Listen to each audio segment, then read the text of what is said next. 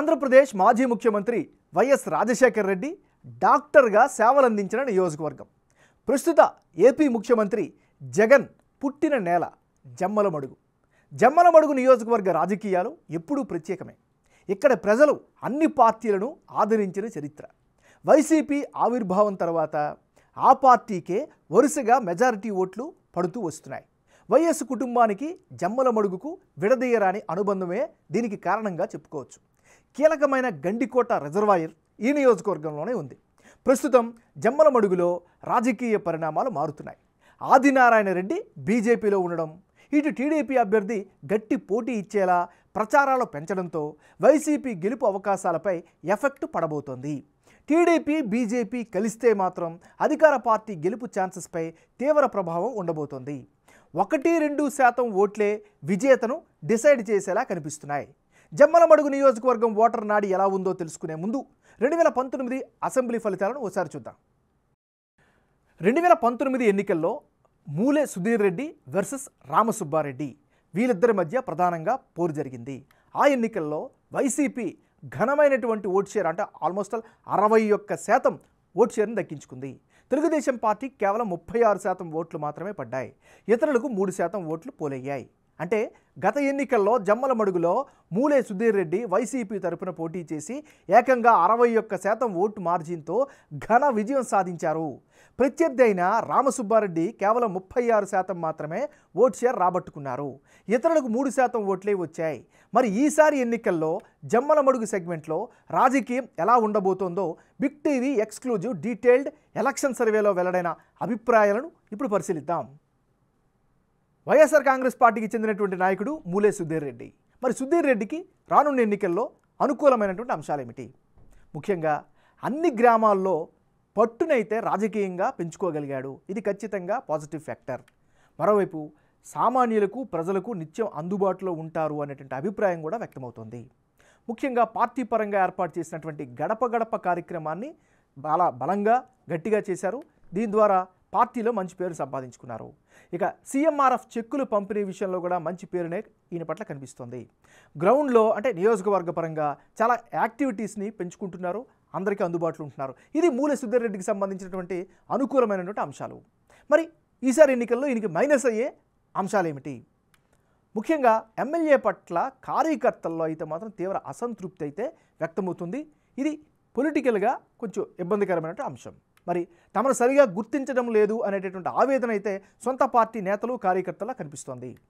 నియోజకవర్గ అభివృద్ధి నిధుల కోసం పోరాడకపోవడం కూడా స్థానికంగా న్యూట్రల్ పీపుల్లో ఒక వ్యతిరేకత భావం కనిపిస్తుంది. జమ్మలమడుగులో స్టీల్ ప్లాంట్ నిర్మాణం జరగకపోవడం కూడా ఒక ప్రధానమైనటువంటి అడ్డంకిగా కనిపిస్తుంది. ముఖ్యంగా కనీస అవసరాలు అంటే డ్రైనేజీలు సరిగ్గా మెయింటైన్ చేయలేకపోవడం కూడా దీనికి ఒక మైనస్ కనిపిస్తుంది. ఇక సర్వత్రా ఉండేటువంటి ఇంకొక సమస్య ఈ నియోజకవర్గంలో కూడా రోడ్లు అయితే చాలా అధ్వానంగా కనిపిస్తున్నాయి. మరోవైపు గండికోట రిజర్వాయర్ భూ నిర్వాసితులకు సరైన పరిహారం అందించలేకపోవడం కూడా ఈయనకి మరో మైనస్గా చెప్పుకోవచ్చు. ఇవన్నీ ఈయనకి సంబంధించినటువంటి ప్లస్లు మైనస్లు. తెలుగుదేశం పార్టీకి చెందినటువంటి నాయకుడు భూపేష్ సుబ్బరామిరెడ్డి. మరి భూపేష్ సుబ్బరామిరెడ్డికి రానున్న ఎన్నికల్లో అనుకూలంగా ఉండే అంశాలు ఏమిటి పరిశీలిస్తే, నియోజకవర్గంలో చాలా యాక్టివ్గా ఉంటున్నారు, కార్యక్రమాలు చేస్తున్నారు. ఇది ఖచ్చితంగా అనుకూల అంశం. తండ్రి సి నారాయణ రెడ్డి రాజకీయ వారసత్వం ఖచ్చితంగా ఆయనకి కలిసి వచ్చేటట్టు మరొక అదనపు ఆకర్షణగా కనిపిస్తుంది. మరోవైపు నియోజకవర్గ తెలుగుదేశం పార్టీ ఇన్ఛార్జ్ అవడంతో ఆయన స్పీడ్ పెంచారు, కార్యకర్తలతో మమేకమవుతున్నారు, కార్యక్రమాలు చేస్తున్నారు. ఇటువైపు జనంలో కావచ్చు లేదా అటువైపు కేడర్లో కావచ్చు మంచి గుర్తింపునైతే సంపాదించుకున్నట్టు పరిస్థితి కనిపిస్తుంది. ఇది ఈయనకి సంబంధించినటువంటి గ్రౌండ్ రియాలిటీ. బీజేపీకి చెందినటువంటి నాయకుడు ఆదినారాయణ రెడ్డి. మరి ఆదినారాయణ రెడ్డికి రానున్న ఎన్నికల్లో అనుకూలమైన అంశాలు ఏమిటి? జమ్మలమడుగు నియోజకవర్గంలో సీనియర్ నేతగా మంచి గుర్తింపు అయితే ఈయనకు ఉంది. మరోవైపు పర్సనల్గా వ్యక్తిగతంగా పార్టీ కార్యకర్తలతో మమేకమవుతూ వారి యొక్క సపోర్టు కూడా ఈయన పట్ల కనిపిస్తుంది. ముఖ్యంగా పార్టీ కార్యక్రమాల నిర్వహణలో చాలా యాక్టివ్గా పార్టిసిపేట్ చేస్తూ ప్రజల మధ్య ఉంటూ వస్తున్నారు. ఇది ఈయనకి సంబంధించినటువంటి గ్రౌండ్ రియాలిటీ. రానున్న ఎన్నికల్లో జమ్మలమడుగు నియోజకవర్గంలో ఎవరెవరు బరిలో ఉంటే ఫలితాలు ఏ విధంగా వచ్చే అవకాశం ఉందో ఇప్పుడు పరిశీలిద్దాం. ముందుగా మూలే సుధీర్ రెడ్డి వర్సెస్ భూపేష్ సుబ్బరామిరెడ్డి, వీళ్ళిద్దరు కనుక బరిలోకి దిగితే అప్పుడు వైసీపీకి 47%, టీడీపీకి 42%, బీజేపీకి 7%, ఇతరులకు 4% ఓట్లు దక్కే ఛాన్సెస్ ఉన్నాయి. అంటే జమ్మలమడుగు నియోజకవర్గంలో ఇప్పటికిప్పుడు ఎన్నికలు జరిగితే వైసీపీకి గెలుపు అవకాశాలు ఉన్నట్లు బిగ్ టీవీ సర్వేలో వెల్లడైంది. అయితే రాజకీయ పరిణామాలు మాత్రం ఇక్కడ చాలా కీలకంగా మారుతున్నాయి. పొత్తుల వ్యవహారం తేలితే సీన్ మరోలా ఉండే అవకాశం ఉండబోతోంది. వైసీపీ అభ్యర్థి డాక్టర్ సుధీర్ రెడ్డికి 47% ఓట్లు రాబడితే తెలుగుదేశం అభ్యర్థి భూపేష్ రెడ్డి 42%, బీజేపీ అభ్యర్థి ఆదినారాయణ రెడ్డి 7% ఓట్లు సాధించే ఛాన్సెస్ కనిపిస్తున్నాయి.